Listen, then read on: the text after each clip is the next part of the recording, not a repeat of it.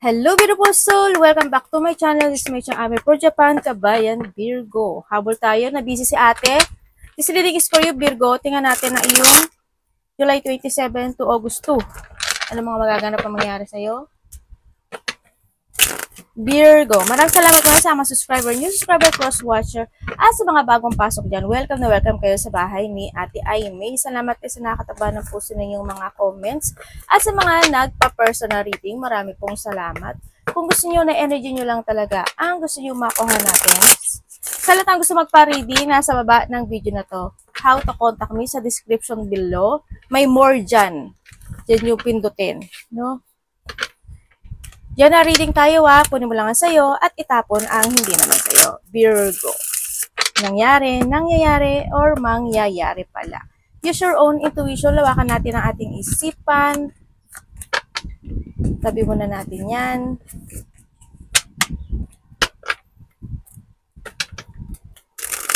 Energy reading tayo ano man ang gender mo, ano man ang edad mo.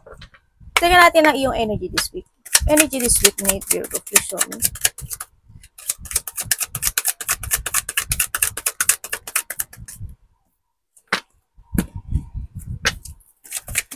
Okay. Have the 10 of Swords.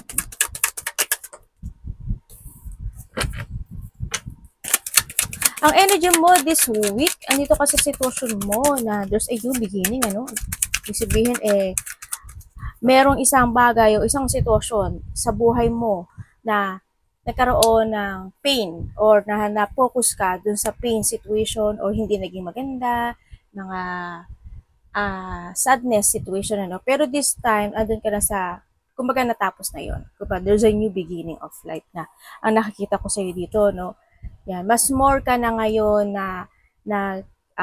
yung energy mo, mas more ka na ngayon na nag-think or magti-think, or you need to think to the future, at saka, syempre, handi na yung, self-caring, self-love, pag-aalaga, pangangalaga. Hando ka na sa sitwasyon mo. There's a new beginning happen into your life. At umaasa ka na ngayon sa magkakaroon ng mabuting wakas dun sa sitwasyon mo, sa nakikita ko sa dito. Kumbaga sa iba sa inyo, handi na yung lakas ng loob, yung courage mo, parang handi na yung lumaya ka sa isang sitwasyon na hindi naging maganda o hindi nagkaroon ng mga sadness, ganyan, disappointment, o handito ka ng sitwasyon na you're starting a fresh start in life. Uy, maganda yung energy mo. Ganon. Maaring sa iba sa inyo, may mga inumpisahan na kayo, ganyan. Andito ka na sa sitwasyon mo na, leap of faith, Andi na yung sa iba is the beginning of trust of something. Sa sarili mo, sa ibang tao, sa mga magaganap o mga ginagawang umpisa o sa mga mangyayari. Tingnan natin ang parating kay Virgo. Universe, ano ang parating kay Virgo? You show me. Parating po kay Virgo. Kumbaga, there's a new beginning of happiness. Merong isang sitwasyon na nagkaroon ng fortunate outcome, ganyan. Satisfaction, nagkaroon ng kasiyahan. Siyempre, nandun din yung sitwasyon na merong nakita-kita, nagkaroon ng union, o may nakita-kita mga pamilya o mga mahal sa buhay. And also, you are thankful for all the blessing na naganap o nangyayari sa iyo, malaki man o maliit yan. Nandun ka sa sitwasyon mo. Kumbaga, natapos na yung mga challenge, ganyan, may challenge na natapos na, nagtatapos na, parating. Iniba ko yung peso ng ko. Diba?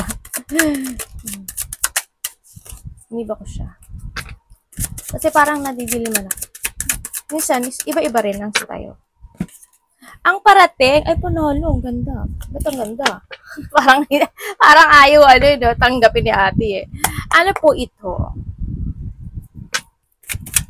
Kay Virgo, ang parating sa iyo. Tapos na po ito. Okay. Ano na po mangyayari?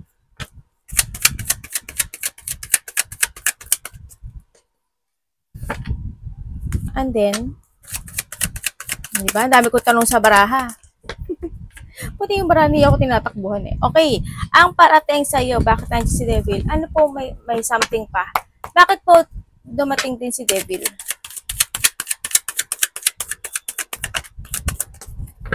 Thank you. Mukhang marami kang malalaman.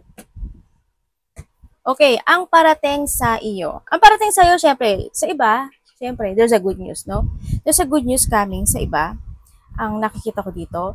And then also, meron ka daw marireceive, no? Ibig sabihin, you will achieve something, ganyan. May mga happiness, fulfillment, situation, and also, andito yung ano, also sa iba abundance to Sa iba naman, di ba? Ako pag gumalo talaga na kami. Sa iba naman, ang parating sa inyo is, there's an emotional of overflowing situation.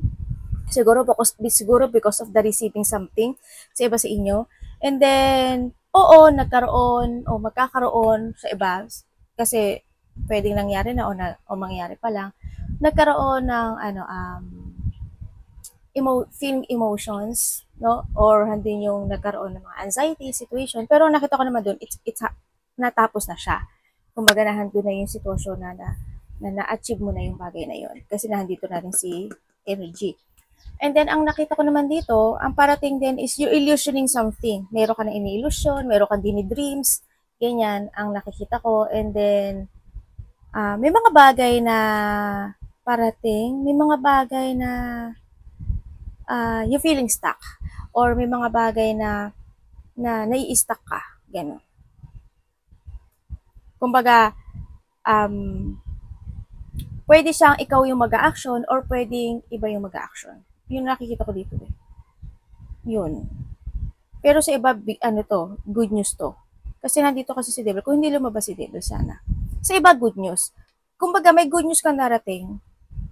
Meron ding isang sitwasyon na maaring hinihintay mo na maaring stuck pa siya or may stagnant siya or pwede siyang matrap, pwede siyang hindi mo na dumating, pwedeng sa next week pa, sa next month pa, maaaring ganun, no? Mangyayari o magaganap o dadating. Yung sitwasyon na yun. Akong nakikita sa iyo. Kumbaga, iba naman sa inyo is meron kayong mga gustong aksyonan o meron kayong gustong i-innovate or i-create. Kaso, hindi nyo pa siya magagawa sa ngayon. Para may tumasik na laway ko, di ba? Pero hindi nyo pa siya magagawa sa ngayon. Kasi ngayon, it's more on dissatisfaction pa, no? O kaya din pa yung you're waiting for a sign or you're waiting pa for something, ganyan. Yun na nakikita ko. Baga hindi pa siya pwede gayong aksyonan kasi there's something pa na may balakid, may blockage yung bagay na yun. Yun na nakikita ko. Sa iba naman siguro doon sa part na yun, you want to heal something.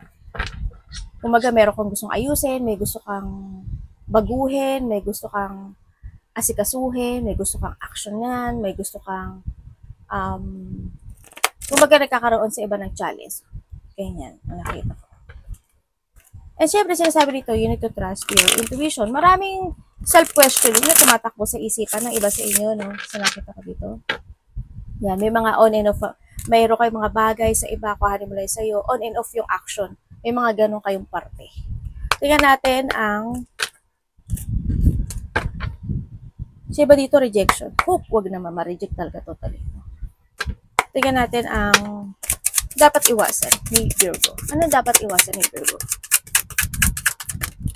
Uy. Ano ba yun? Pumaksak kasi siya. O, diba? Pumaksak siya sa baba. Ako pa talaga nahihirapan. Dapat iwasan. Okay. Thank you. Okay. Ang dapat mo daw iwasan, Virgo, yung isang bagay, yung isang sitwasyon sa buhay mo na hindi ka magkaroon ng pag-a-analyze or hindi ka magkaroon ng pagpaprogress or hindi ka magkaroon ng strategy. No? Iwasan mo yon. Kailangan nyo always have a strategy, think advantage, ganyan. No? Kumbaga may mga bagay na huwag ka lang maghintay. ng basta-basta. O wag mo lang hintayin na na na mangyari yon tapos ka lang magsisisi. Ay, sana pala noon pa lang. Sana pala ginawa ko na noon. Diba? Yun, iwasan mo yun. Kaya nga sabi ito, you need to take advantage. Kailangan magkaroon ka ngayon ng new beginning of changes when it comes sa sarili mo. Ano ba sa halimbawa ate? O sige, halimbawa, tulad ngayon, di ba sa Pilipinas, may bagyo, ganyan. Kumbaga, nung hindi pa gano'ng umuulan, yung, alam mo naman, di ba? Alam mo naman na yung place mo is bahain, alam mo naman na every ganitong season, umuulan naman talaga at bumabagyo. Pero, hindi ka nag-take advantage, naghintay ka lang. Hindi ka nagkaroon ng strategy. No? Hindi ka nag-check, hindi ka nag-analyze, ganyan. Pero, nangyari, hindi mo nagawa yun. Pero nangyari na umulan, bumagyo, yung bubong mo pala may butas. Dun sa place mo pala, bumabaha. Pero hindi ka agad nagano. Kumbaga nung nangyari na yun, tsaka ka lang kikilos. Tsaka ka lang gagawa. Example ko lang yun kasi rainy season din naman. Para at least alam niyo yung advice. Halimbawa naman comes sa relationship, sa family, ganyan. Sa family ko, halimbawa lang halimbawa, kumbaga doon sa point na yun, nagkaroon ng masamang bunga o hindi naging maganda yung situation. Halimbawa, when it comes sa relationship. Diba? Alam mo na nagkakaroon ng red flag. Alam mo na nagkakaroon ng hindi maganda. O kaya in a relationship, family relationship, kaibigan, anak, o ano man yan, asawa. Pero hindi ka nag-isip no. Pinabayaan mo siya. Diba? And then, at the end, hindi naging maganda yung bunga. At the end, naging unfair. At the end, naloko ka. At the end, is hindi mo nahustisyahan o hindi mo na-actionan o hindi nagkaroon ng clarity in the situation. Ayan dami ko lang paliwanag. Ganon. Iwasan mo yung ganon, no? Iwasan mo yung may stagnant ka, iwasan mo yung anxiety, iwasan mong tamarin, iwasan mong mawala ka sa plano mo, iwasan mo ma-poor of management ka sa mga bagay o sitwasyon mo sa buhay mo, ganyan. Iwasan mong magkaroon or malack of reflection tulad ng sabi ko, di ba? Malack of reflection from the past situation, ganyan. Saang aspeto ng buhay mo yan, ganun. Iwasan mo yung bahala na effect, iwasan mo yung mag-setback ka lang. Kung kailan na lang mangyari at mga ganyan, iwasan mo yun, no? Yun ang hindi rin maganda. Ako nakikita dito. So, kasi syempre, yung malack of community or malack of pag-uusap, pakikipag-partnership, pakikipag-ayos, basta always think in advance. Kamusta po ang love ni Virgo? When it comes sa love is lahat kayo. Iba-iba, kapatid, anak, magulang, karelasyon, kaibigan, asawa. Kamusta po ang love this week ni Virgo?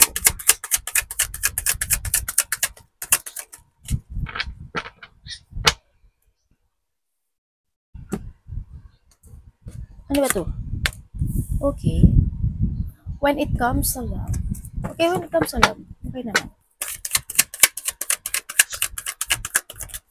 Okay.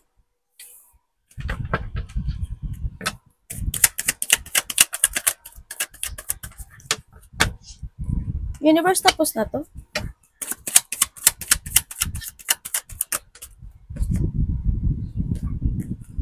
Okay. Okay, when it comes sa love. When it comes sa love, maaaring iba sa inyo related to kapatid, related siya sa sarili mo o sa magulang mo, no? Yung iba dito. Okay, when it comes sa love, ang dito yung, maaaring nandito rin kasi si family. Maaaring iba sa inyo related to a family. Kung kayo is nagkahiwalay, no? Nitong tao na to, or nagkaroon ng struggle in the past, ganyan, kaibigan mo man yan ng ang nakikita ko dito, magkakaroon ng pagsasaayos dito sa situation na to. Yun ang nakikita ko. Maaring kung nagkahiwalay kayo, maaring hihingi siya ng tawad, o ng forgiveness, o kaya andun yung situation na kakausapin ka niya, gusto niya na want to heal itong relationship na to. Ganon ang nakikita ko. Maaring sa iba dito nagkaroon ng, yes, it is, nagkaroon ng disloyalty. Maaring ikaw or siya, vice versa tayo palagi. Wala akong pointed na name kasi. Yan, nagkaroon ng, ng disloyalty, nagkaroon ng negativity in this relationship, andun yung na-let down ka ng relationship, pero, or vice versa, pero andito yung tao na to na gusto niyang itama yung mali, or may gusto siyang i-correct in this relationship. Maaring kung nagkahiwalay kayo, maaring itong tao na to, they thinking na gusto kanya kausapin, gusto niya kasi dito ng give and take relationship or 50-50 relationship, no? Yun ang nakikita ko dito. Kumagahan din sinisiguro yung may mga gusto siyang malaman sa'yo, o ikaw gusto mong may malaman sa kanya, vice versa, no? Yun ang nakikita ko. May pag-uusap na mangyari. Kumbaga, they thinking, sa iba dito is they thinking na gusto kanya kausapin, nagkakaroon siya ng pag-iisip na paano kanya kakausapin, paano ganito, paano ganyan. Yun ang nakita. Gusto niya ng peace. Gusto niya ng gusto na niya ng harmony, or gusto niya na ng sa iba dito, kung kasama to sa trabaho, gusto na niya ng teamwork, kapatid, ganyan, gusto niya ng ganito, ganyan. Gusto niya na uli magbalik yung dati, ganyan. Kung kayo naman is in relationship nitong tao na to, nakikita ko naman dito na, oo, syempre, andun yung ika nga, di ba, kapag in relationship is for better, for worse, lalo na sa mag-aasawa, di ba? Nahandun yun. Pero ang nakikita ko naman dito is nagkakaroon, oo, hindi maalis yung away, bate. Pero ngayon, kung nag-away man kayo at hindi nagkaroon ng mga depression o nagkaroon ng hindi magandang situation, this time is nakikita ko dito na tapos na yun or matatapos na yun. Kumbaga, andito na yung give and take relationship. Yun na nakikita ko dito. Kumbaga, you try to make it balance yung relationship, okay na siya, ganyan. Kumbaga, very supportive naman yung isa, no? So, nakikita ko dito, maaring sa iba dito is babae, maaring isa, lalaki, very supportive. Andun yung support and handun din naman yung pag-uusap or nahandun din naman yung advice when it comes in this relationship. Halimbawa, ikaw nag-advise at nagsusuporta ka sa kanya, o kaya siya naman, ganun din. Yun ang nakikita ko dito. Handun naman yung pag-uusap. Handun naman yung clarity. Kumbaga, no, sa nakikita ko sa iyo dito. Kumbaga, nagkakaroon naman ng magandang cycle. And then, sa iba naman, syempre, this is related sa iba, maaaring sa kapatid, or for something into your life, may marireceive ka raw. Ganyan, maaaring may marireceive ka na gift, bayad utang, may tao din na tutulungan mo or hihingi sa'yo ng tulong, mga ganyan. Ako nakikita sa iyo.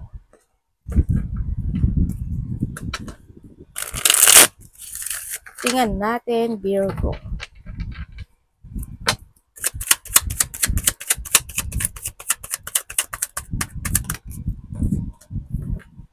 Uy, happiness. Diba? Okay, sa nakikita ko sa dito is, nandito ka sa sitwasyon mo na you are more on peace. No?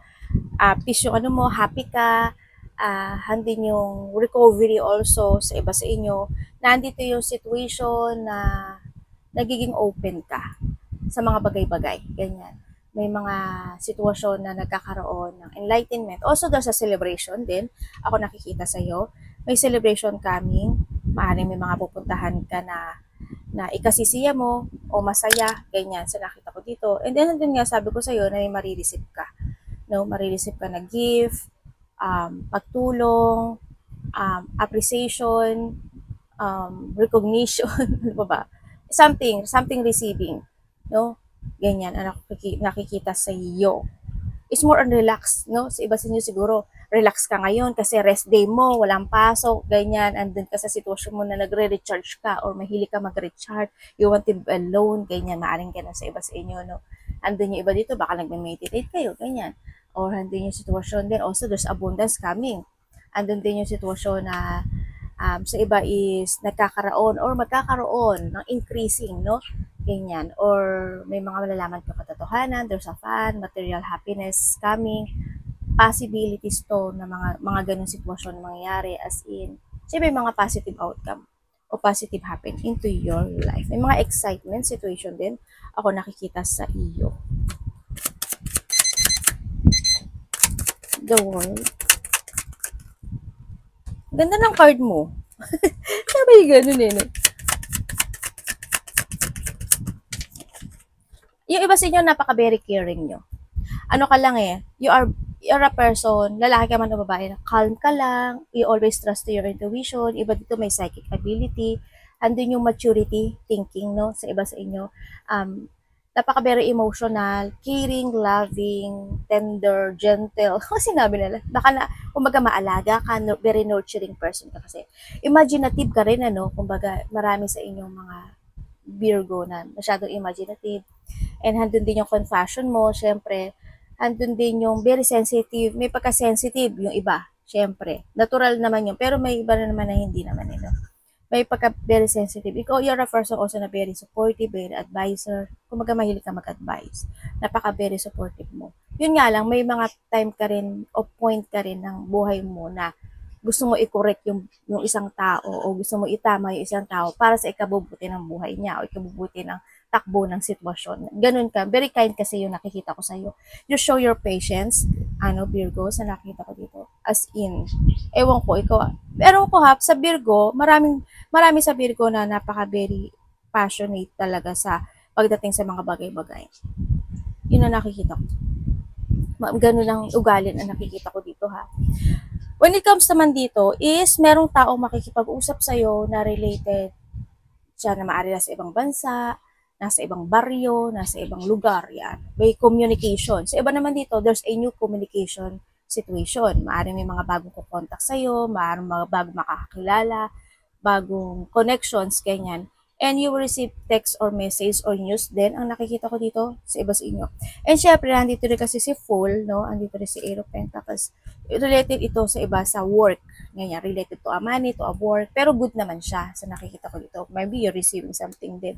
And then, ang nakikita ko rin dito sa iyo is merong accomplishment. Kumaga, iba dito travel to. Siguro by next year, by one day, sa iba dito kung one day, 1 month, 1 week, may mga lakad kayo, no? O baaring sa iba is a travel. Sa iba dito is by next year. By next year is there's a travel na magaganap o mangyayari. Maaring sa family mo, maaring sa iyo. Yan, may travel. Ako nakikita. And then also, there's a harmony and may harmony and peace, ano. Merong kang sitwasyon na may mga darating na new opportunity kasi sa iyo, sa iba. There's a new opportunity. Siguro sa iba dito, new creation, meron kayo mga gustong i-start na project in life, ganyan. May mga gusto na kayong umpisahan. At nakikita ko rin dito, there's a new journey coming sa buhay mo. May magbabago. As in, may bagong journey ka na tatahakin, may bagong journey ka na gagawin, may bagong sitwasyon na magaganap sa buhay mo. Within the 1 day, 1 week, 1 month, nangyari na o mangyari pala sa iba o by the next year. Yun. May iba naman sa inyo, there's a victory and success situation na may mga minamanifest kayo or dinidesire na darating and you will receive it this time. Tandaan mo, universe is looking upon you, ha? Palagi siya nakatingin sa iyo. Kaya also maturity rin to, no? Kaya handun din yung you're blessed. Sa iba naman sa inyo, merong makikipag-usap sa inyo na connection nyo siguro or hindi mo nyo man siya connection bago man siya, mas bata sa inyo. Yan. Maaaring makareceive ng text message. Namanid yung pa ako. Naka-crossing kasi.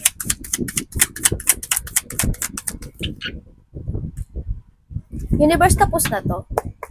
Ano yan ko, Kochi? Dito ka dyan sa Dito ka sa ni Mami, balikat. Teka lang yung anak ko. Bibidyan mo. Dito sa balikat ni Mami.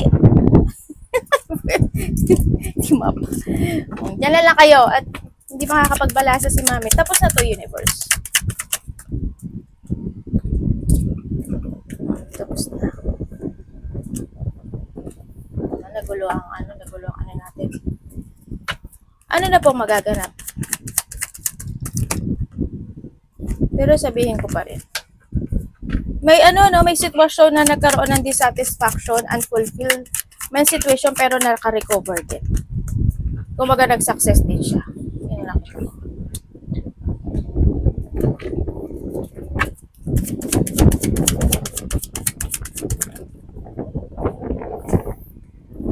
There's a new direction ka. Bakit may parating na hindi maganda? Okay. Sa nakikita ko sa'yo dito, yes, merong merong joy situation. In the past, nagkaroon ng mga dissatisfaction, tulad din ng mga sinabi ko, baka nakakonect yun doon. Sabihin ko na rin yung, yung in the past, or maaring sa iba dito kasi maaring nagaganap o nangyari pa lang, no? In the past, nagkaroon ng mga dissatisfaction, unfulfillment, sadness, stress, situation.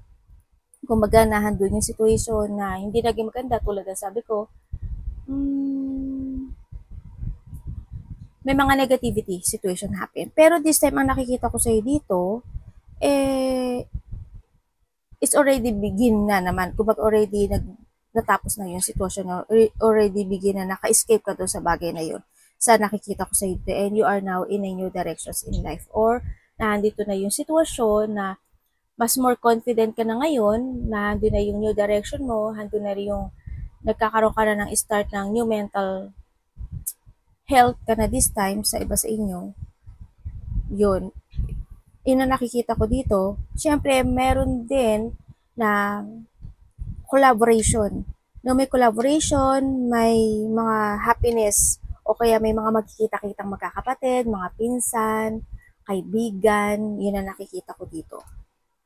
Maaring mayroong mag-aaya sa'yo, mag-chill-chill. Sa iba ha, kuhanin mo na sa'yo, halimbawa, oy, alis tayo, ganito, oy, tulungan mo ako, ganito, oy, ganito tayo. Alam mo, magkakaroon ng, hindi naman siya big, siguro a little bit of celebration, ganyan, mga ganon, or may mga konting gathering or nagkakaroon lang makasiyahan. Yun ang nakikita ko sa iba sa inyo. Siyempre, meron din ako dito nakikita na tulad ng nahan dito, merong akong bata na nakikita ito. Maari ito is mas bata sa'yo. Hindi ko alam kung anak mo siya or sino siya, pero mas bata ito sa'yo sa nakikita ko. Sa iba sa inyo, maaring maaring 3, 4, kayo magkakapatid dito sa iba. Hanggang 1 to 4, ganyan. Maaari iba sa inyo is 3 kayo. Ganyan. Or baka anak nyo naman to, no? O ang dami nyo ng mga anak, Virgo. Diba? Yun ang nakikita ko. Meron, yun, may makikipag-usap daw sa'yo dito. Katulad ng sinabi ko kanina, mas bata sa'yo. Merong tao dito na ano tawag dito? Minsan nagsisinungaling siya. Nagsisinungaling siya because of the fulfillment ng sarili niya. Kumbaga, hindi nagsisinungaling siya o nagbibigay siya. Pwedeng anak mo, ganyan, para sa satisfaction na gusto niya. Halimbawa, pwedeng bibili ako pengeng pera. O kung sino man siya, kapatid mo, bibili ako pera kasi ganito, ganyan. Pero nagsisinungaling siya. Pero yung pera na yun, gagamitin niya sa ibang bagay o sa ibang sitwasyon. May pagsisinungaling, pero kasi yun yung pakay niya kasi is to be happy yung sarili niya. Yun ang nakikita ko sa kanya. Tingnan natin si Magician.